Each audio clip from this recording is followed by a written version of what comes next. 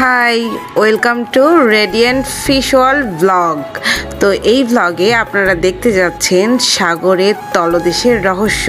তো চলেন আজকে আপনাদেরকে আমাদের সঙ্গে এই ব্লগের মাধ্যমে সাগরের তলদেশে নিয়ে যাব এবং সাগরের তলদেশের রহস্যতে গিয়ে আমরা কী কী দেখলাম সব আপনাদের সঙ্গে শেয়ার করব। তো লেটস স্টার্ট দ্য ব্লগ। আমরা যে হোটেলে ছিলাম, হোটেলের নিচের নামতেই রিসেপশন থেকে আমাদেরকে বলা হয় যে এখানে টিকিট বিক্রি করা হচ্ছে, যেখানে আমরা যাচ্ছি। তো আমরা সেখান থেকে আমাদের টিকিট কেটে নিয়েছিলাম। তো তারপর আমরা বেরিয়ে গিয়েছিলাম। আর সেদিন বাহিরে সন্ধ্যাবেলা প্রচুর বৃষ্টি হচ্ছিল। এটা ছিল আমাদের কক্সবাজারের ফার্স্ট ডেতেই আমরা সন্ধ্যাবেলা রেডিয়েন্ট ফিশ ওয়ার্ল্ডে ঘুরতে গিয়েছিলাম। আর দেখতে দেখতে চলেও এসেছি আমরা সেই আমাদের গন্তব্যে। আর এই হচ্ছে সেই ফিশ ওয়ার্ল্ড। তো চলেন এখন ভিতরে ঢুকানো যাক। যেহেতু আমরা টিকিটটা কেটে এসেছিলাম তো আমাদের জন্য খুবই ইজি ছিল। আর সেদিন এত লোক ছিল। আর এখন আমরা ভিতরে যাচ্ছি। তো ভিতরে যাচ্ছি আর ভিতর প্রথম থেকেই ওদের অনেক সব কিছু এখানে ফিশ ছিল। আর তার সঙ্গে সেই সময় অনেক মানুষ ছিল, যেহেতু সেই সময়টা পূজার ছুটি ছিল। তো সেই সময় এত মানুষ কক্সবাজারে গিয়েছিল আসলে বলা মুশকিল। আর এখানে আমার দেখা অদেখা অনেক ফিশ আমি এবার দেখতে পেয়েছি। এবং এই জায়গাটা আমি মনে করব যে বাচ্চাদের জন্য বেস্ট একটা জায়গা। আর যারা কক্সবাজার যাবেন অবশ্যই রেডিয়েন্ট ফিশ ওয়ার্ল্ডে আপনাদের বাচ্চাদেরকে নিয়ে অবশ্যই যাওয়া উচিত।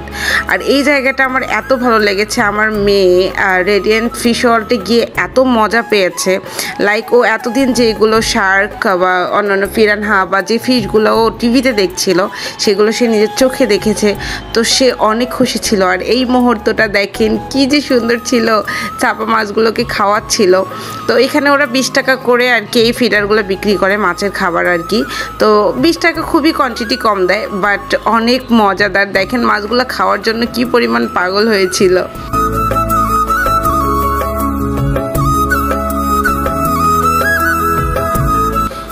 তো দেখতেই পাচ্ছেন সাফা এখানে কতটা এনজয় করছে। আসলে এর আগের বার যখন আমরা গিয়েছিলাম তখন তো সাফা 2 বছরের ছিল। তো তখন আমরা এই জায়গাটা যেতে পারিনি, আমরা এক্সপ্লোরও করতে পারিনি। এবার মাশাআল্লাহ সাফা আমার বড় হয়েছে, মেইনলি ওর রিজনেই এবার কক্সবাজার যাও ও খুব যাইতে চাচ্ছিল। তো এই যে এবার সাফা কক্সবাজার গিয়েছে এবং টানা ও যে 4 দিন ছিল টানাও এনজয় করেছে। আসার দিন তো সাফার অবস্থা খুবই খারাপ ছিল, যার রেশ এখনও আমাদের ভুগতেছি আমরা। যাই হোক, কিন্তু মজা আমরা অনেক করেছি। চলেন এবার আমরা অন্যান্য ফিশগুলো দেখি। এখানে প্রত্যেকটা ফিশ ছিল আমার দেখা অনেক ফিশ ছিল এবং না দেখাও অনেক ফিশ ছিল। এবং বাচ্চারা এত এনজয় করছিল ওখানে। আমি প্রত্যেকটা বাবা মাকে দেখছিলাম যে বাচ্চাদেরকে কত সুন্দর করে দেখাচ্ছিল। তো আমিও এই ব্লগের মাধ্যমে সবাইকে বলতে চাই যারা কক্সবাজারে যাবেন অবশ্যই রেডিয়েন্ট ফিশ ওয়ার্ল্ডে যাওয়া উচিত, তাহলে অনেক কিছু দেখতে পাবেন। রেডিয়েন্ট ফিশ ওয়ার্ল্ডটা অনেক বড়, 3 তলা কি 4 তলার মতো আর কি। এখানে আপনারা ইচ অ্যান্ড এভরিথিং সব করতে পারবেন। লাইক ফিশ তো দেখবেনই, দেন আপনারা খেলাধুলা করতে পারবেন। বাচ্চাদের জন্য প্লে জোন আছে, ওখানে আপনারা টিকিট কেটে বাচ্চাদের আনন্দ দিতে পারবেন। প্লাস এখানে 9D 3D সব কিছু আছে, আপনারা সব কিছু এক্সপ্লোর করতে পারবেন ঠিক এক জায়গার। আর এই ব্লগে আমি কথা বলতে আপনাদেরকে পুরো রেডিয়েন্ট ফিশ ওয়ার্ল্ডটা দেখিয়ে দিচ্ছি। আপনারা দেখে নেবেন যে প্রত্যেকটা কোনায় তাদের ছোট ফিশ হলেও তারা সেখানে রেখে দিয়েছিল। আর সেদিন ওখানে এত পরিমাণের মানুষ ছিল, আসলে ওখানে যে আপনি ভিডিও করবেন বা একটা ফুটেজ নেবেন তার জন্য অনেক কষ্ট হয়ে যাচ্ছিল। আর এই জায়গাটা, ও মাই গড, এই জায়গাটা আমার সব থেকে ফেভারিট ছিল ওই ফিশ ওয়ার্ল্ডের পুরাটা জুড়ে, কারণ এই জায়গায় শার্ক ছিল। তো মেইনলি আমার এই জায়গাটা দেখেই আমি এই জায়গাটা গিয়েছিলাম। যখন আমি ইউটিউবে দেখি তো দেখাচ্ছিল যে উপরে নিচে অনেক ফিশ। হ্যাঁ, ফিশগুলো অনেকগুলোই আছে, বাট ওরা একটু চুপে যাচ্ছে, আবার একটু পর আসতেছে। বাট যখন আমি শার্ককে দেখতে পাই, সাফা শার্ককে দেখতে পাই, লাইক আমরা খুশি হয়ে গিয়েছিলাম। কারণ এতদিন যে জিনিসটাকে আমরা স্ক্রিনে বা টিভিতে দেখেছি, তো সেটা এখন আমাদের চোখের সামনে। আর কেমন যেন শার্কটা ফিরে আমাদের কাছেই আসতেছিল। 2-3টা শার্ক ছিল, আমার মেয়ে দাঁড়ানো ছিল, আমি দাঁড়ানো ছিলাম। আপনারা দেখেন জাস্ট যে শার্কটা শুধু আমাদের দিক দিয়েই ফিরে যাচ্ছিল। এত ভালো লাগছে লাগতেছিল আমার নিজের কাছে, যা মানে আমি ছোটোবেলায় ফিরে গিয়েছিলাম এই ফিশ ওয়ার্ল্ডে ঢুকে। আর শার্কগুলা নিজের চোখে মানে সামনাসামনি দেখতে পাচ্ছিলাম। এখানে আরও কিছু মাছ ছিল যেগুলোর নাম অবশ্যই আমি জানবো না, এগুলো সব সাগরের তলদেশের নাম।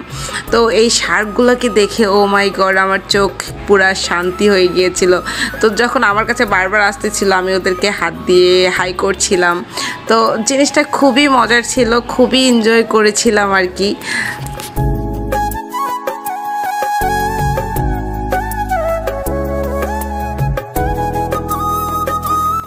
আমাদের ফেস দেখলেই আপনারা বুঝতে পারবেন যে আমরা কতটা হ্যাপি ছিলাম এই ফিশ ওয়ার্ল্ডটাতে গিয়ে। আসলেই এই জায়গাটা এক্সপ্লোর করা উচিত। আসলে সাগরের তলদেশে কি কি ফিশ থাকে আমরা তো সবাই জানি না। তো এখানে গেলে আপনাদের বাচ্চারাও দেখতে পারবে, আপনারাও দেখতে পারবেন। আসলে প্রত্যেকটা জায়গা মানুষের এক্সপ্লোর করা উচিত। আর এখানে আমরা সবগুলো দেখছিলাম আর একে অপরের সঙ্গে ডিসকাশন করছিলাম।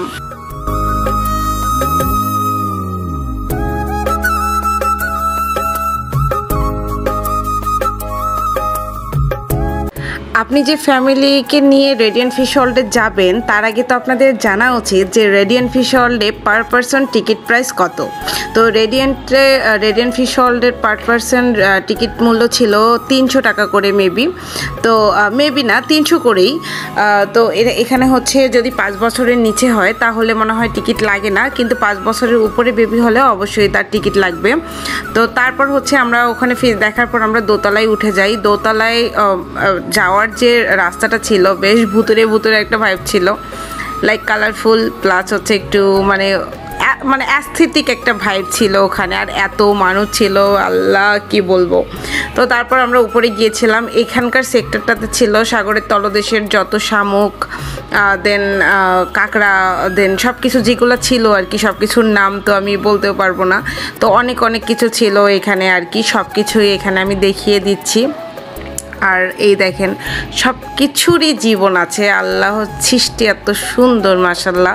এখানে গেলে আপনার আল্লাহ তাআলা সৃষ্টির সব কিছু দেখতে পারবেন, কারণ তারা সব কিছু চেষ্টা করেছে রাখার জন্য সাগরের তলদেশে যেগুলো থাকে আর কি।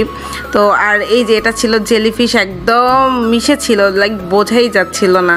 আর আমার সাপা তো নিজে নিজেই হেঁটে হেঁটে দেখছিল মানুষের ভিড়ের মধ্যে দিয়ে যে কোথায় কি ফিশ আছে। মাশাল্লাহ ও অনেক এনজয় করেছে। আর এখানে গেলে চোখের শান্তি ভাই, এত সুন্দর একটা জায়গা। মানে সব থেকে বড় কথা যে আপনারা জিনিসগুলোকে দেখতে পাচ্ছেন, তার নামগুলো জানতে পারছেন, তাকে চোখের সামনে দেখতে পাচ্ছেন যে এই ফিশটা কেমন হয়, এই ফিশটা কেমন হয়, এরকম একটা ব্যাপার। তো যাই হোক অনেকগুলো ছিল, আবার একদম ফাঁকা ছিল যেগুলোতে হয়তো বা ফিশগুলো মারা গেছে। তো আর এইদিকে দেখেন সব ধরনের চিংড়ি, লাইক গলদা, দেন আর একটা যেন কী নাম ছিল আমি ভুলে গিয়েছি। তারপর হচ্ছে এখানে দেখেন কি সুন্দর কালারফুল কিছু ফিশ ছিল। মানে আপনার ওখানে পুরোটা জুড়ে কিছু না কিছু ফিশ ওখানে আপনি চোখে দেখতে পারবেন যেগুলো অনেক সুন্দর সুন্দর। আর এই ফিশটা দেখে সাপা বলছিল মনে হচ্ছে যে মাছের মাথাটা ফেটে আলু হয়ে গেছে। তো এটা খুবই জোকিং ছিল। তো তারপর এদিকে হচ্ছে আপনারা হচ্ছে ফুট ম্যাসাজ করাতে পারবেন, এখানে বসলে মাছের আপনার পায়ে এসে করবে। তো তারপর হচ্ছে আমরা 3 তলায় যাচ্ছিলাম। 3 তলায় যাওয়ার পথে হচ্ছে এরকম একটা ঝর্ণার ভিতরে রেখে দিয়েছে। এখানকার ভিউটাও এরকম একটু ভুতুরে ভুতুরে অ্যাস্থেটিক ভাইবের মতো আর কি। তো তারপর আমরা ওখান থেকে উঠে যে 3 তলায় গিয়ে প্রথমে আমরা 3D মুভি দেখি। তো আমি ভাবছিলাম সাপাকেও দেখাবো, তো সাপাকে নিয়ে যাই। আমি ভাবছিলাম সাপা ভয় পাবে। তো আমি দেখলাম সাপা কি ভয় পাবে, সাপা এগুলো দেখে লাইক হাসতেছিল। তো আমি এখানকার কিছু ফুটেজ নিয়েছিলাম, এখানে অ্যাড করে দিলাম যে আমরা ওখানে কি দেখেছিলাম। তো এই হচ্ছে আমরা 3D দেখেছিলাম, বাট খুবই ভালো লেগেছে।